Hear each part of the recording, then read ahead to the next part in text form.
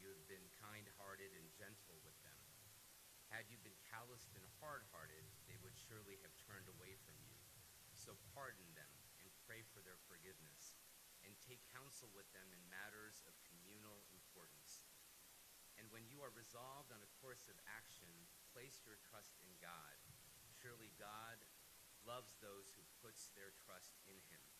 If God helps you, none shall prevail over you. If he forsakes you, then who can help you? It is in God that the believers should put their trust. Again, that's chapter 3, verse 159 and 160 of Scripture. Now, if you would join me in a few remarks or a few thoughts of prayer. O God, bless us with leaders of integrity, high morality, courage, and who are ruled by a higher and ethical compass, a compass aligned with faith in God, belief in God's natural law, and service and love for all of humanity. God protect this country. Bless its citizenry.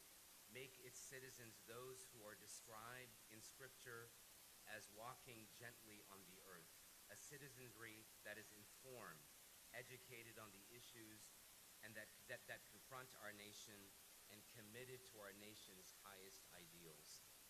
We believe, O God, that our nation can be an exceptional one, guided by our Constitution, which we believe was inspired by the best of human principles and pursuits. O God, bless us to uphold the highest values memorialized in our Constitution.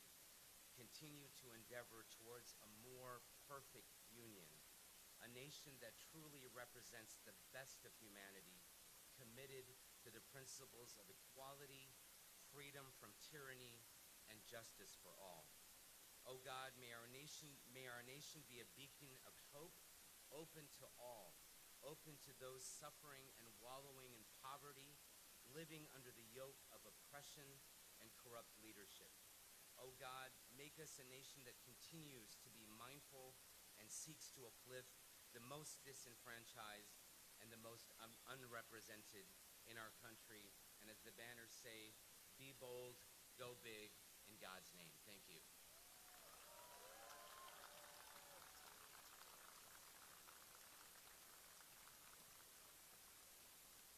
Surely God loves those who puts their trust in him.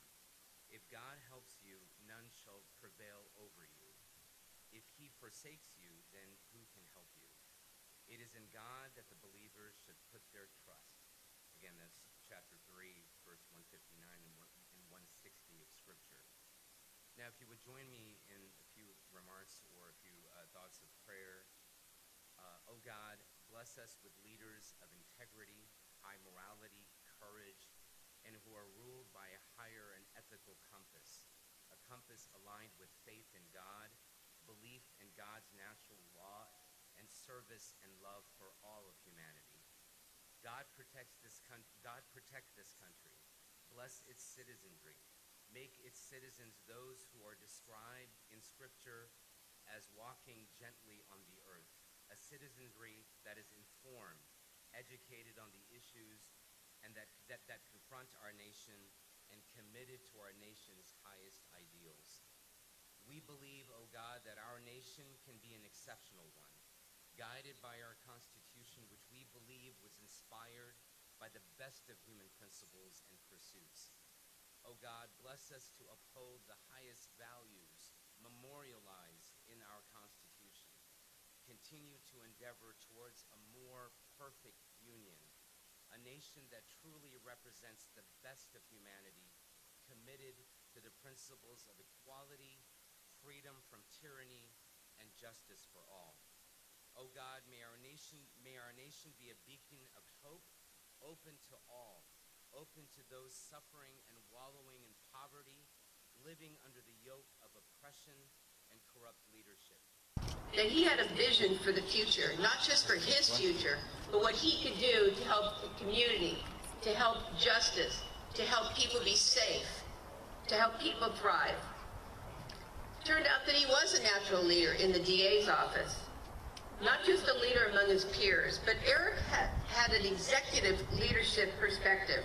That's somebody who can not only be a leader, but also has the vision for future and knows how to bring people there with him.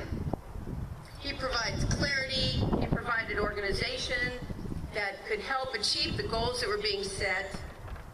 And what was really impressive was that he was able to engage others to join him. His colleagues, his friends, join in the vision and walk with them to that future.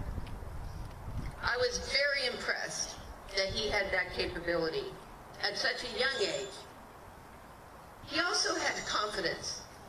His confidence, that confidence was such that would set other people's mind at ease, including mine, since I was his boss, and he was soaring into the future. But he had a confidence about where the future could take all of us, first in the county, then in the state, and now in Washington, D.C. And that confidence was there not because he was driven by his ego or driven by his own gratification. It was out of his sense of goodness, his sense of right and wrong. That was part of his conscience, and it was part of his DNA. Sort of a blend of nature and nurture. So while he has these innate qualities, we really have to shout out to his parents, Eric and Vicki, for the job they did in raising Eric and his three brothers.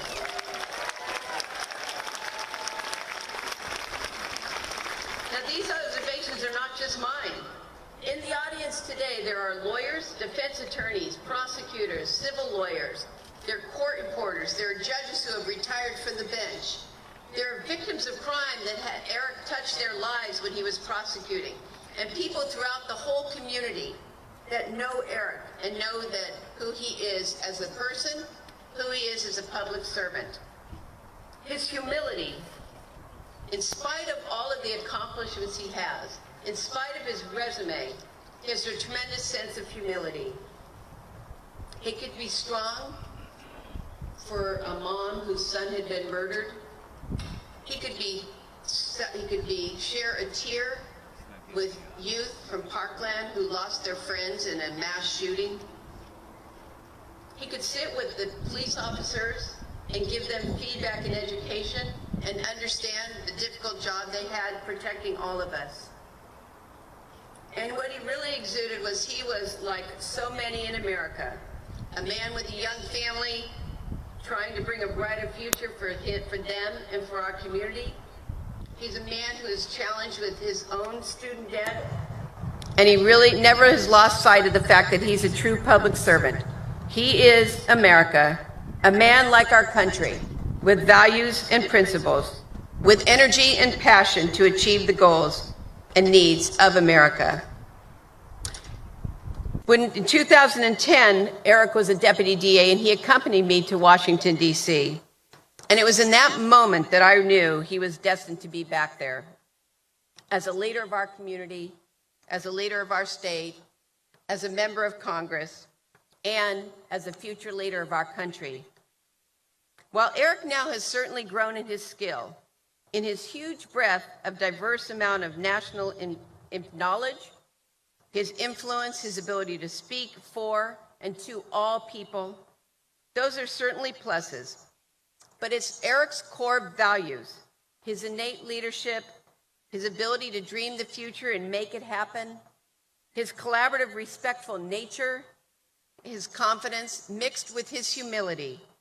Those qualities are what define a person and what define a true leader. And should, my friends, define the next president of the United States of America.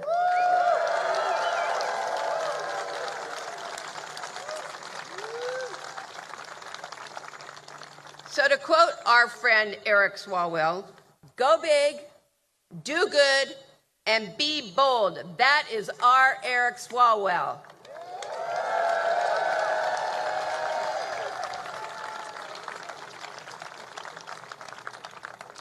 And now it's my pleasure to introduce Congressman Ruben Gallego of Arizona's 7th District. He serves in the Congress with Eric Swalwell.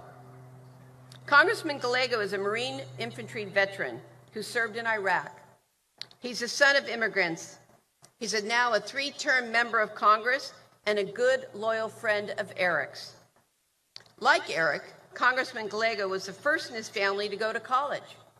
After graduating from Harvard University with a degree in international relations, he joined the Marine Corps, as I said, serving in Iraq with a well-known combat unit, Lima Company, 3rd Battalion, 25th Marines.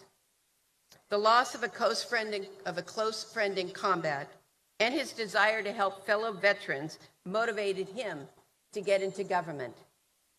Congressman Gallego was elected to the Arizona House of Representatives in 2010, where he served as the Assistant Minority Leader. He led the opposition to a controversial anti-LGBT bill that the governor ultimately vetoed. He has run several campaigns. In fact, he was the campaign manager for the first defeat of the gay marriage ban. He also led pushes to expand Medicaid and secure in-state tuition for veterans. Congressman Gallego was elected to Congress in 2014 at the same time as Eric. He serves on the House Armed Services Committee and the Natural Resources Committee, where he is the chair of the Natural Resource Subcommittee for Indigenous Peoples in the United States. Congressman Gallego is also a charter member of the Future Forum, a group of young Democrats that Eric founded in 2015 to listen to and act upon the concerns of millennial Americans, our nation's biggest, most diverse, and best educated generation.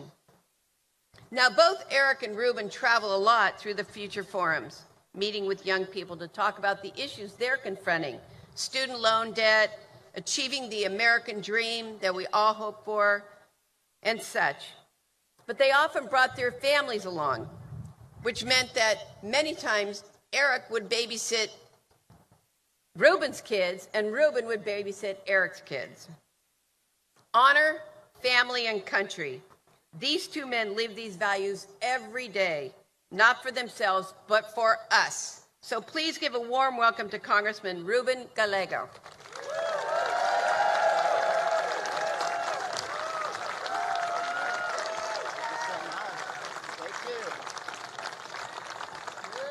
Thank you, thank you. Wow, this is a great, beautiful crowd. A real representation of what America is. If you look around you, people from all walks of life, backgrounds, something that we could truly say is America.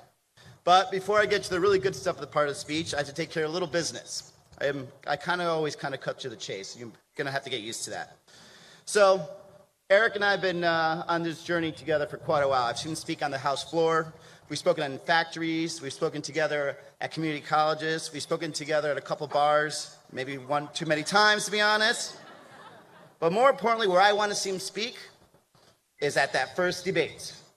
So what I need you to do is to help me get him at the first debate, to text out your phone, and you to text BOLD, B-O-L-D, you may have noticed it's part of our slogan, to the number 55588, right? 555-888.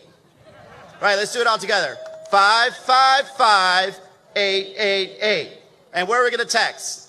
Bold. All right, let's do it again. 555-888.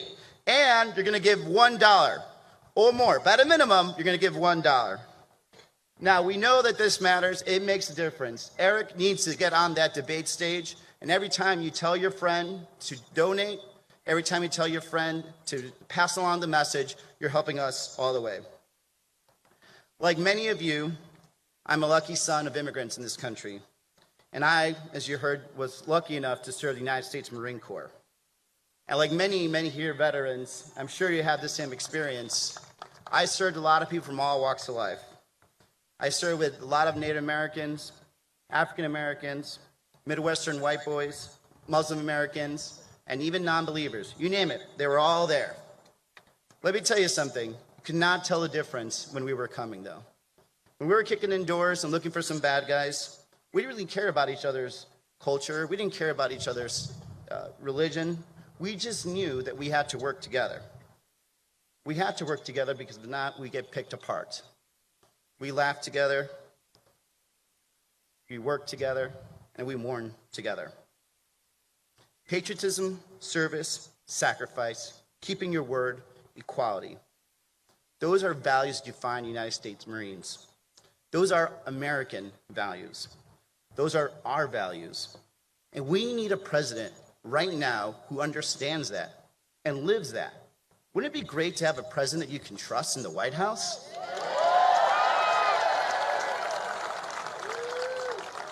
Wouldn't it be great to have a president you actually believed in them and believed in their values, that they were also your own values? That'd be great, wouldn't it? Well, I know a person that does that. And that person is Eric Swalwell. I can tell you from my experience, he has seen it, he has done it, and he will live it. We've done some amazing things in Congress, and we do have a lot of similarities. He got to Congress a couple years earlier than I did, so he gets to call me rookie, which is fine. But we do have similar experience. We both had to work hard to get to college. We were first in our families to go to college. And we also know that there's other people that still have the same struggles and the same dreams as we did. I've seen Eric start Future Forum, a group of young Democrats, young elected House Democrats that traveled the country and spoke to people at their work, at their schools, at their place of worship, at their Veterans Hall, asking them what they needed from government, what did they want to see from government, and where we were failing. I've seen Eric fight like no one else on the House floor, in judiciary against the abuses of this presidency, in the Intel Committee fighting back against the corruption of this presidency. And I've seen it time and time and time again. He fights when other people are not willing to. He cares when very few people want to. And let me tell you, he will be that president that we can all truly look up to.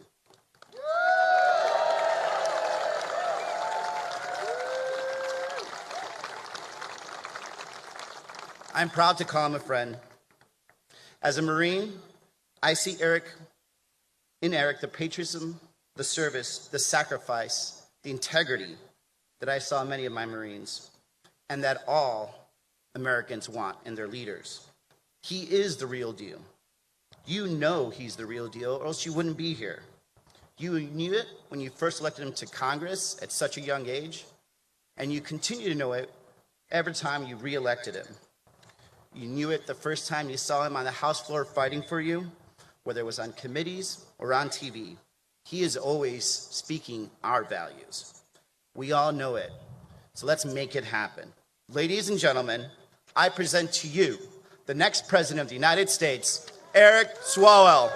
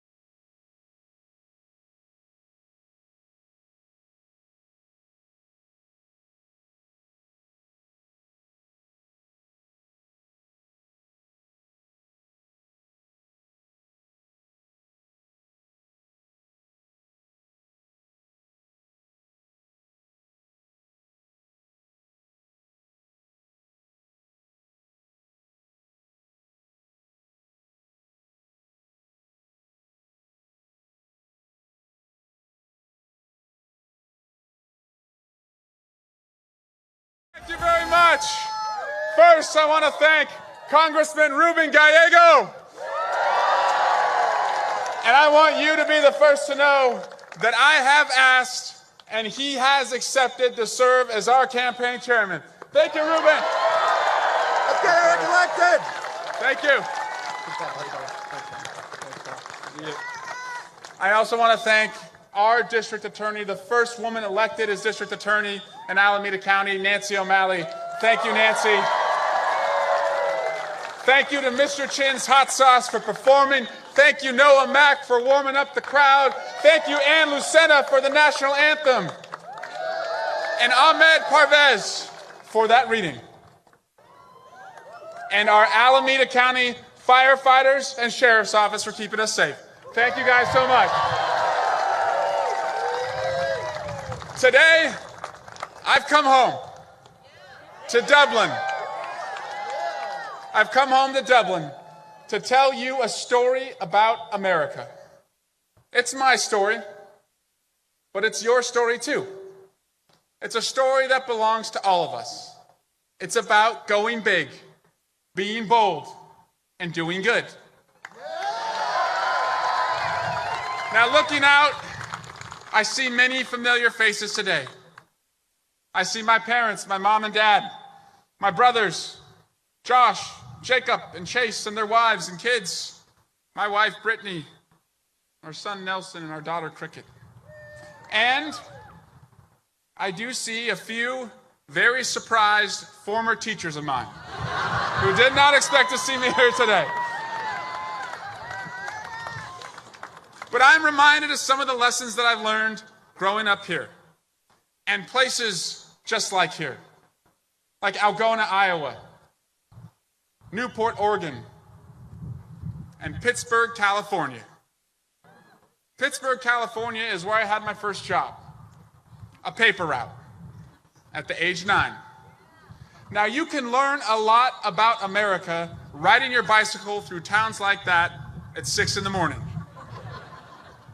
On my route, I saw big houses and I saw small ones. I saw houses with 2 new cars and I saw houses with none. And I saw houses being built and houses with signs out front bearing a word that I didn't quite yet understand: foreclosure. I saw people coming home from the midnight shift just as I was starting my workday. And those were often the homes that I pedaled my little bicycle past that couldn't afford to receive the newspaper at all. But on their faces, I saw a lot of pride, and I saw a lot of despair too. These folks were not quitting. They would never quit. They didn't know how to quit. But they were beginning to wonder what had happened to the promise of the American dream.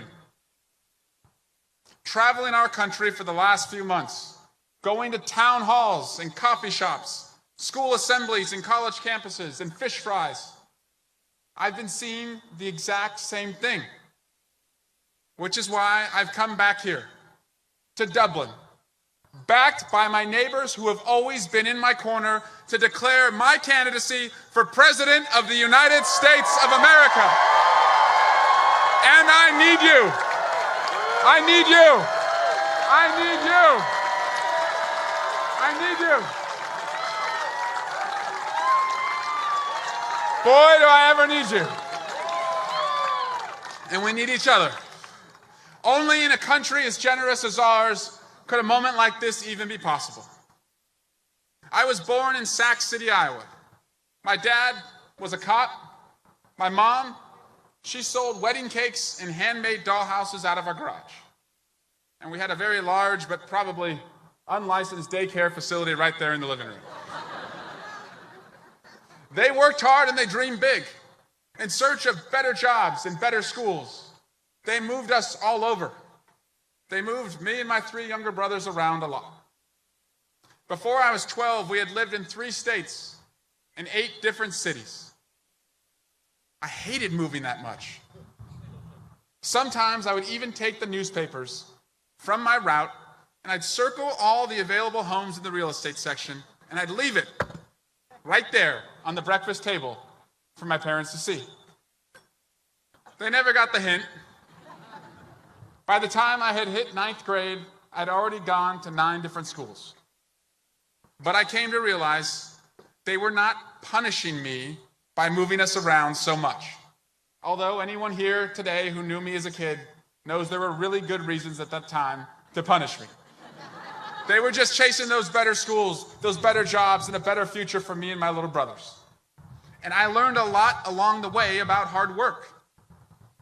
After leaving the journalism business, that paper route, I was a babysitter.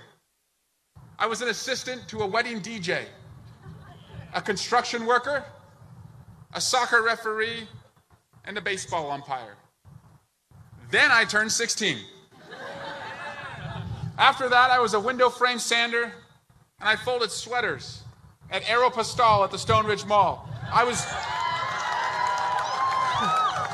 was just as bad folding clothes there as I was at home. So that job did not last too long. Doing all of these jobs, meeting all of those people, I saw a ton of struggle and I saw a lot of sacrifice. I saw firsthand how powerful, but yet elusive, the American dream could feel. Our pursuit of it finally landed us here, in Dublin.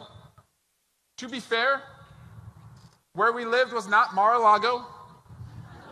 In fact, some of you may remember that people in the neighboring cities had a nickname for us.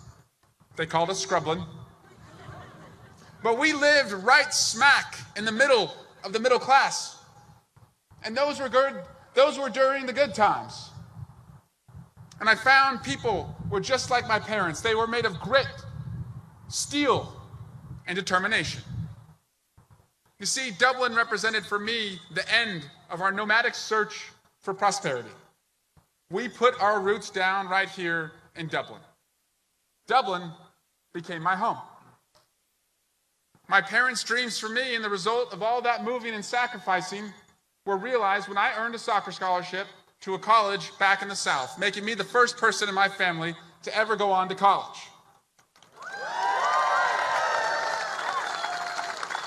And I know so many of you fight for that too. And that was a privilege and a responsibility that I carried every single day. During college, I interned on Capitol Hill. In the morning, I worked my way through serving gym towels to members of Congress at the local gym, and burritos at night at a Mexican restaurant. So every morning at 6 in the morning, towels to the members of Congress at night, memorizing their faces so I could get better tips and serving them burritos. And after law school, I was at a crossroads. Stay back east or come back home to Dublin. And one of my high school teachers, Tim Sobrani, told me I didn't have a choice. Thank you, Tim. You see, Tim told me that our hometown was turning around. With the right leaders, good things were ahead. And he wanted me to be a part of it. So I came back home.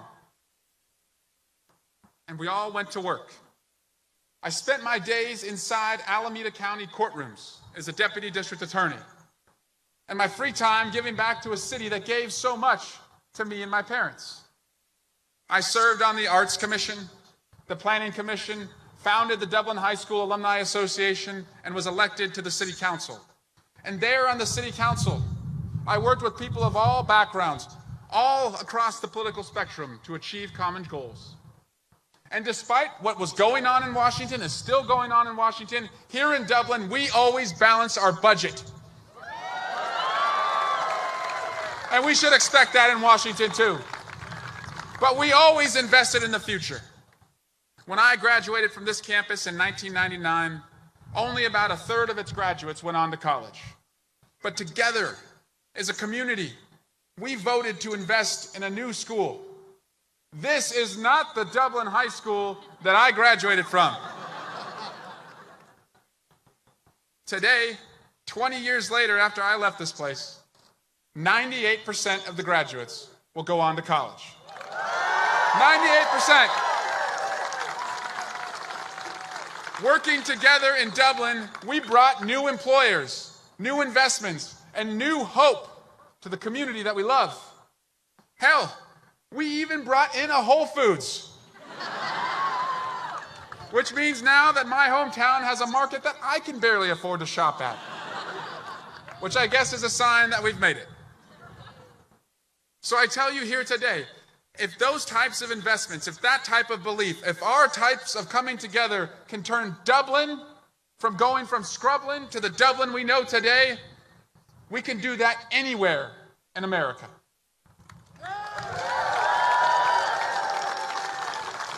Now, I know that the mountain that I face is steep. You may have heard there are a few other Democrats interested in the job. Most of them have more name recognition right now than I do, at least outside this city. That probably should discourage me. It may discourage you. It doesn't. I've got you, we've got each other, and we can do this.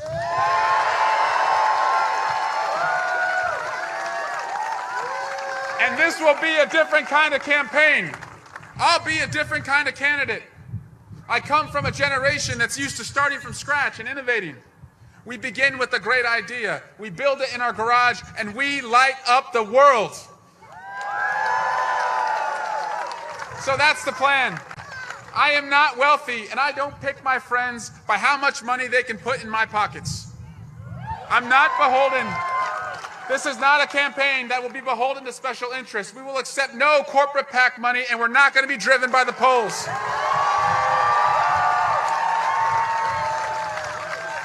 And I will address, with your support, the issues that matter to this country, honestly, apolitically, like the former prosecutor that I am. Starting with guns.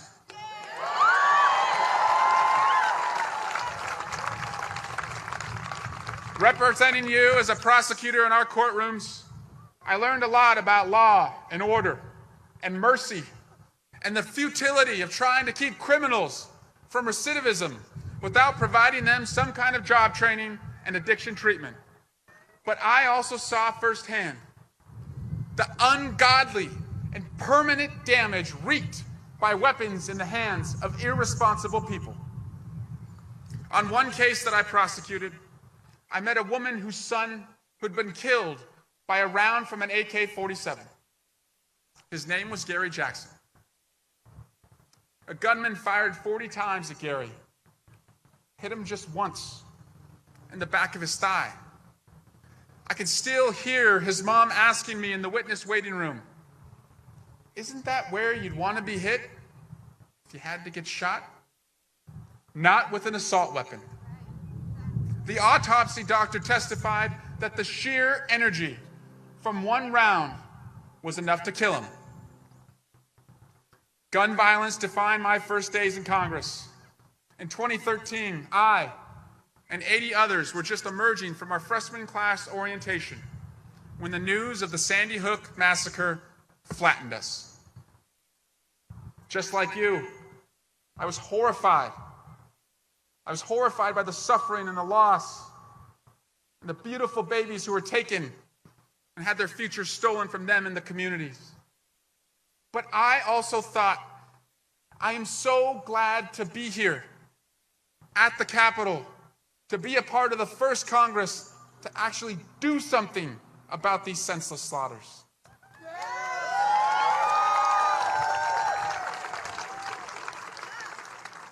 But I don't have to tell you this. Congress did nothing. Just as we did nothing after Charleston, nothing after San Bernardino, Pulse, Vegas, nothing, nothing, nothing. Moments of silence when all our country needed were moments of action. So when Parkland happened and they joined the far too long list of American towns and cities devastated by a madman with unrestricted weaponry, I expected the same ritual to unfold. Shock, anger, accusations, and nothing happening in Washington. Thoughts and prayers used as an alibi for inaction. But the students there and their families decided not to allow that. You decided not to allow that. They instead took a stand to lead, and they knew they would be attacked for it. They knew they would be exposing themselves to ridicule and hate, purely political targets, and a different kind of crossfire. But they did the right thing anyway. You supported them righteously, fearlessly, with a nation behind them They picked themselves up from unimaginable grief. They organized.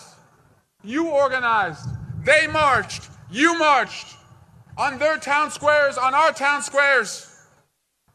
We made our voices heard in campaigns that removed 17 NRA-endorsed incumbents from office. We did that. We did that.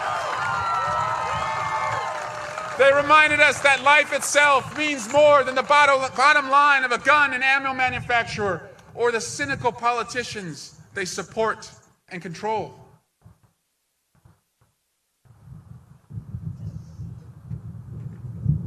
A year ago, hope died at Parkland.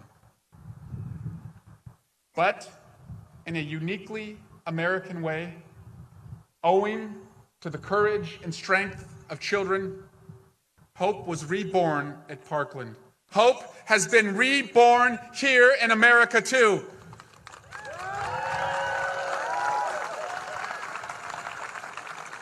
That's why I started my campaign at Parkland. I pledge to that community what I pledge to you.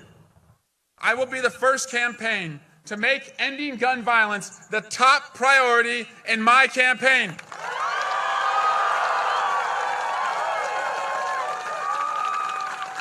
And I thank the Moms Demand Action leaders who are here and will help us do that. And the students who are here with them. My wife, Brittany, and I have 2 children. Nelson's almost 2 years old. Cricket, she's about 5 months. My wife, she has a job that she loves and she excels at. It would be easy for us to wait for a better time to do this. It'd be easy to wait for a better time to take on this fight. But Brittany wants me to run, to win, to make a difference. Because like me, she wants to make sure that Nelson and Cricket can go to school, come back home again and again in safety and in peace.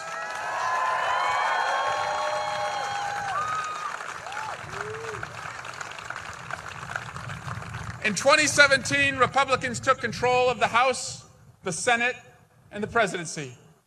Sorry to remind you. The very first piece of legislation that they passed, the act that would tell the world, these are the values we espouse above all others, was a bill that made it easier for the mentally ill to purchase guns. Yes, that happened. They called it House Joint Resolution 40. But I know what you know. You're here for the same reason I'm here. We're in this together because we believe that every child has a right to learn without fear. That every parent, that's right, every parent has a right to hug their beautiful little babies when they come home from school. And that all of us, we have a right to dance at a concert, laugh at the theater, pray at a synagogue, at a church, and at a mosque. Our rights to live and to love each other. Those rights are greater than any other right in the Constitution, period. That's the greatest right. That's the greatest right. To live and to love. And you know what the greatest threat to the Second Amendment is? For us to keep doing nothing. That's the greatest threat to the Second Amendment, is to do nothing. Remember, no amendment protects an absolute right. You have the right to free speech, but you can't shout fire in a crowded theater or lie about a product that you're selling.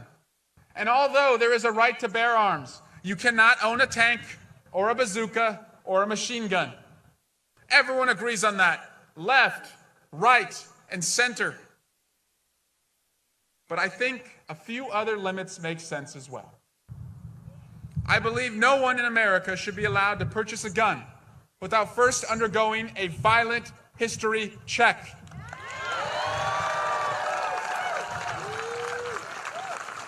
So do 92% of Americans. 73% of all NRA members do too. Because female victims of domestic violence are 5 times more likely to die if a gun's present, in Congress, I authored the No Guns for Abusers Act. It would let us do more to get guns out of the dangerous hands of domestic abusers. And when I'm president, no American ever again will be able to own the kinds of assault weapons that only belong on battlefields.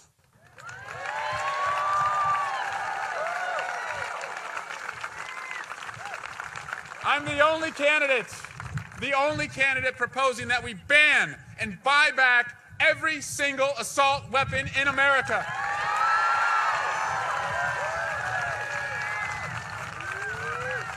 That's what I mean when I say go big. That's what I mean when I say be bold. And that's what I mean when I say do good. Now, that is not a popular idea with everyone. It's going to cost some money, but it will cost a lot less than loss to a grieving community. And no matter who attacks me or threatens me for proposing it, I'm not going to back down. Because I've got you. And you've got my back. And you've got my back.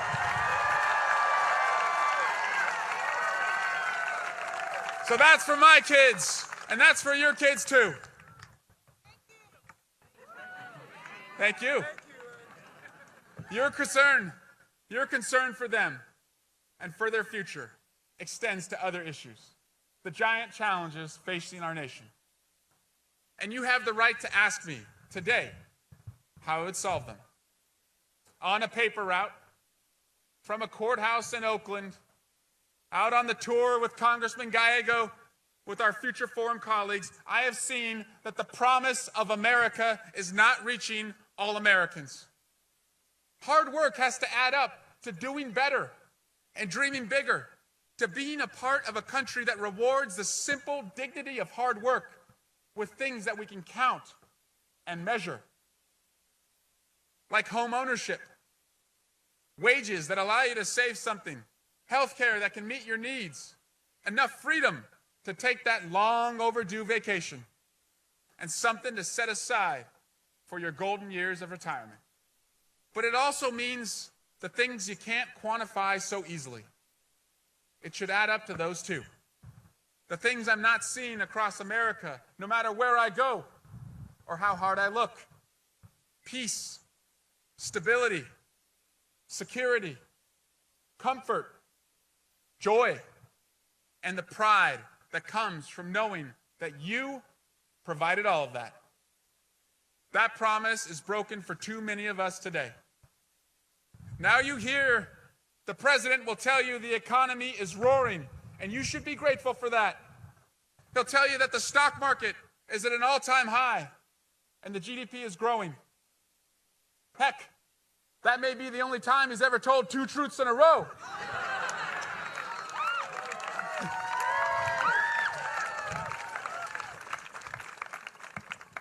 But here's what I've learned from you. If only 50% of us are invested in the stock market, that's not the economy.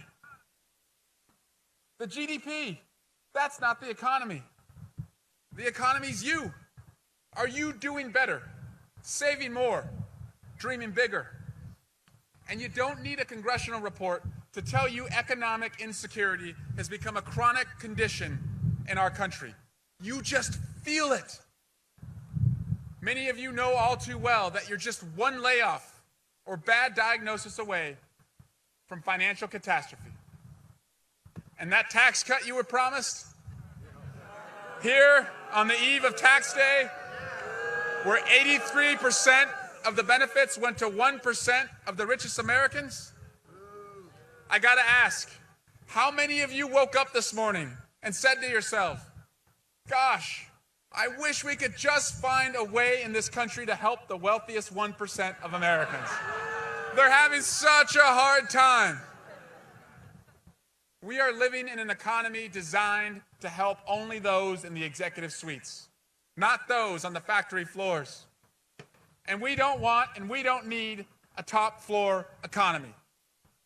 I want the kind of prosperity that reaches all Americans who work hard on every floor.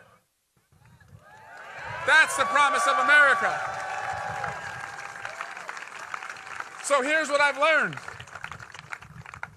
80% of you are living paycheck to paycheck. 80% of us living paycheck to paycheck. That's untenable. So let's start there. On taxes, I will end the corporate immunity for those companies sending jobs overseas.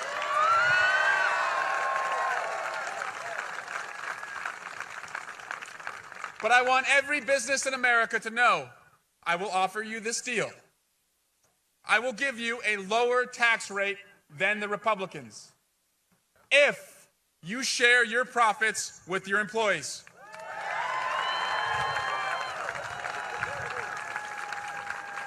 That means every employee, not just the ones on the top floor. Let's give new small businesses in disadvantaged areas a leg up by letting them defer their payroll taxes for the first few years and pay them back later. Let's raise the minimum wage so no American has to work 2 or 3 jobs just to get by.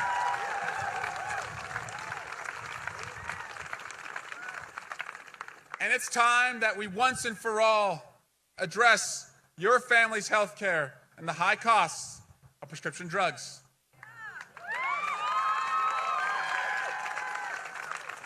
For too many Americans, their health care plan is a GoFundMe account. Recently, in Western Iowa, I was at a gas station and I saw a hollowed out candy jar with a flyer of a picture of someone in the community who had just gotten sick. That person's health care plan in the wealthiest nation, the most generous nation on earth, is the charity of a stranger at a checkout stand? That can't happen here. With your help, those days are coming to an end.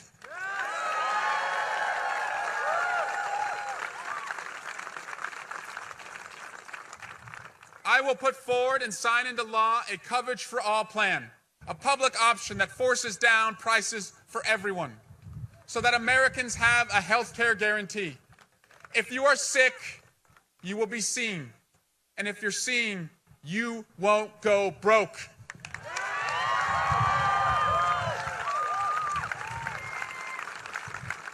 But let's not stop there. Let's not make this debate only about coverage. In the spirit of going big, being bold, and doing good, let's not miss an opportunity to do what we do best as Americans. We find the unfindable, we solve the unsolvable, and together we will cure the incurable. We've stopped doing that in America. I want to tell you a story about a friend of mine named Brian. I've known him for 15 years. He's 38 years old, has 2 beautiful little girls. He was a former prosecutor. Last year, he called me and told me he'd been diagnosed with ALS. Brian could ask anything of me. I'm his friend in Congress. Instead, on his own, he started a foundation to help reimagine his fight against ALS.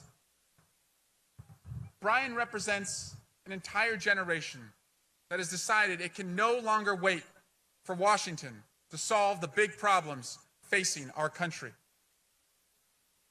Sadly, in Brian's case, he's facing a terminal illness that'll likely kill him within 5 years. This generation is shouldering the burden of solving these problems now, not 20 years from now.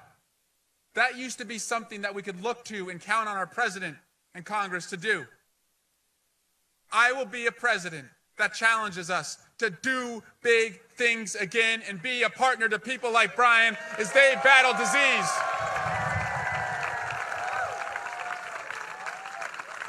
I will challenge us to invest, seek, and find cures in our lifetime. An initiative to publicly invest in genomics, targeted therapies, and data sharing will drive down the cost of care, extend the quality of life, and put a new generation of scientists to work. and the life sciences.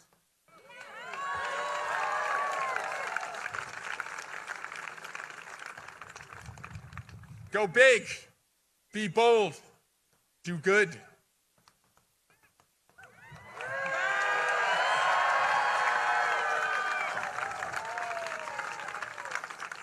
There are a lot of teachers here today. Thank you to our teachers. There are a lot of parents too, because we care about our schools. My congressional district boasts some of the richest schools in the country, but also some of the poorest. As president, we will build modern schools in every community and renovate those that are crumbling. No longer in America should a child's destiny depend on his or her zip code. And it's time that we start valuing the teachers who prepare our kids. We love our teachers. For too many Americans, especially young Americans, but also today many in middle age, they found themselves in the financial quicksand of student loan debt. I'm one of them. Many of these people, your neighbors, who only wanted to dream, are now unable to launch their own businesses, start families, or buy their first home. Look, the memories of college should last a lifetime. The interest payments should not.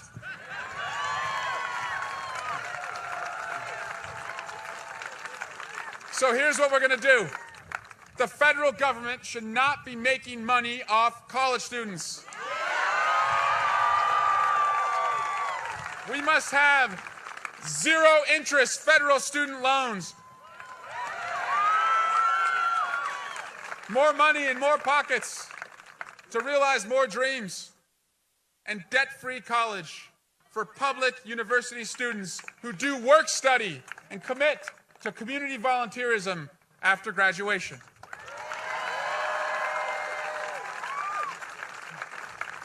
When our systems for health and education fail, everything else fails.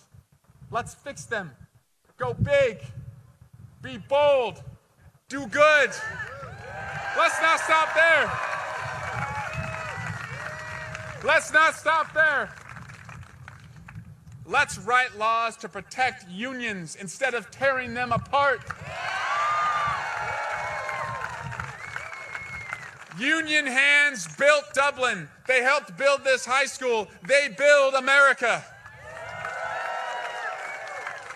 And I'm proud to announce my campaign headquarters is inside a Dublin Union Hall, the IBEW 595. And my campaign staff has organized as Teamsters. We're all in. You know, unions, they once represented 40% of all Americans. Today, it's just 7%. And as they have vanished, the middle-class dream of America has become more and more elusive. These things are connected. Climate chaos is the existential threat facing our planet and our very lives. But here's the good news. Fixing it will let us seize upon a massive economic opportunity. Because clean renewables and wind, solar, and fusion, just like we do at Lawrence Livermore National Laboratory, those are the keys to the new economy. And for the first time in history, businesses can now make more profit from the solution than they can make from deepening the problem. So let's invest in those, set high labor standards, and make sure that climate change and climate chaos no longer starts an argument. It just starts a lot of people's workdays. Just have to go big. Just have to be bold. Just have to do good. We can win real and meaningful victories on all those fronts right now. We can address immigration reform, not with showmanship, but with leadership, with technology, not a wall. Not a wall. Fairness for our dreamers and humanitarian policies that address the real humanitarian crisis to protect those fleeing violence and despair. Traveling our country, I have seen firsthand how frustrated people are with Washington and its broken politics. All we're asking is for a Washington that works in a bipartisan way and gets things done. You want innovation. Instead, you see a Washington beset by smackdowns, put-downs, and shutdowns. It's a government that just careens crisis to crisis. Nothing gets done. But to fix this, to empower your voices, to restore a more collaborative Washington, we must scrub it of its dirty maps and dirty money. We're going to get rid of gerrymandered maps and outside dirty money. We're going to strip down to the studs the Citizens United ruling.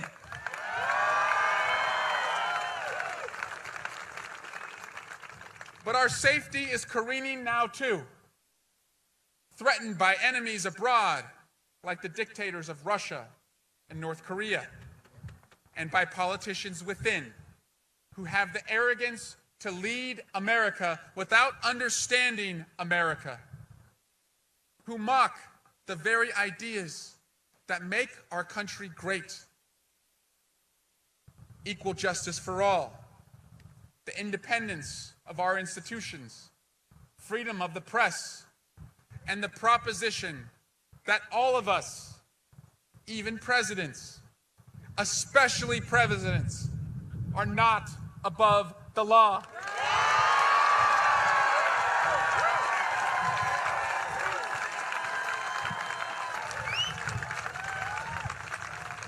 Now, being president also means being commander-in-chief.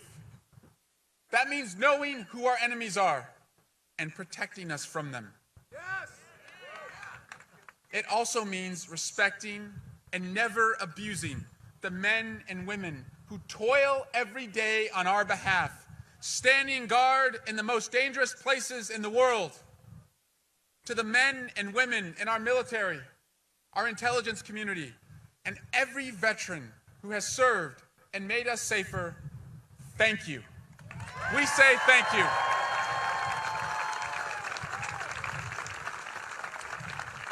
As your commander-in-chief, I will always honor your service and give you the resources you need to defend our country. On the Intelligence Committee, I've helped defend our democracy as it's been on the ropes these last few years. I've got the scars to prove it. I've been in hundreds of classified briefings. I've traveled to Iraq, Afghanistan, the DMZ line between South and North Korea. I know who our friends are in the world, and I know the cost of not having friends.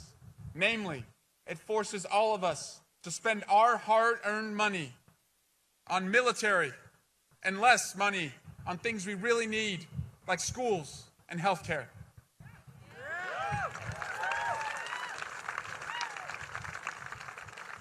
Being president means believing the word of our intelligence agencies over the word of Vladimir Putin.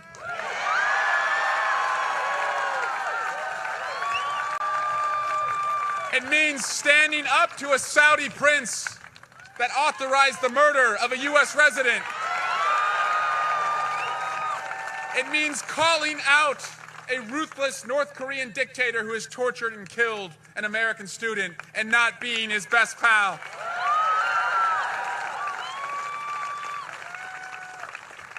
It also means standing up to this country's homegrown enemies.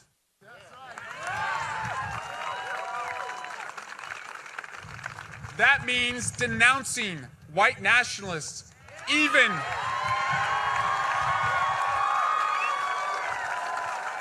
that's right. denouncing white nationalists even when they praise you, honoring the rights of a free press even when they criticize you, or the sanctity of the Department of Justice even when they investigate you.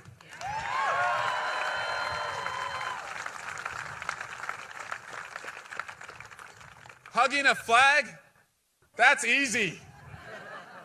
But embracing the values that flag represents is what truly makes someone worthy of being president.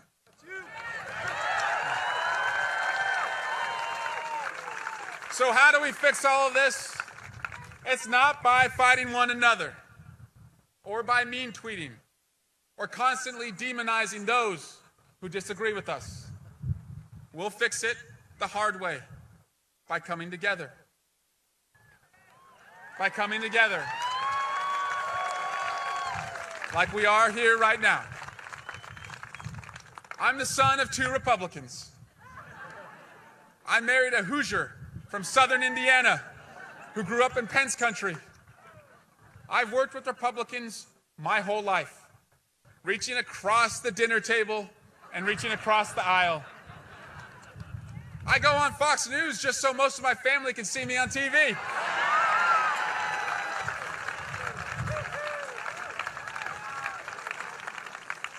We must unite our deeply divided country. So I pledge to lead our country with a team of rivals, a blended cabinet of Republicans and Democrats. Not because it'll be easy, and we may have to send out a search party to find more Republicans who can put country over party. But they're out there. I'll work with them, and I'll challenge them to make our democracy work for all of you, not just the well-off and the well-connected. A great Republican named Abraham Lincoln, born in Kentucky, raised in Indiana, elected from Illinois, once said, "The dogmas of the quiet past are inadequate to the stormy present. As our case is new, so we must think anew and act anew. The fiery trial through which we pass will light us down and honor or dishonor to the latest generation." America, this is our fiery trial. I am asking you for the honor of leading us through it. As someone who has benefited so profoundly from the promise of America, as someone who owes this country, this city, everything, I'm asking you to help me create a country that fulfills that promise for all Americans. No matter who you are, what you look like, where you worship, or where you're from, including every little girl who rode her bike this morning, freezing her little face off to deliver the big Sunday paper and gaze at the biggest house on the block and believe that this is a country where her hard work could add up to living in that house one day. That's the promise of America. Now let's bring that promise to all Americans. Thank you, Dublin. Thank you, America. Thank you for always being my home. I will never forget the values I learned here. I'll never forget the values I learned here of hard work, devotion to community, and love of the greatest nation on earth. I'm proud to begin this journey here. Now, it's time to go big, to be bold, and do good. God bless you. God bless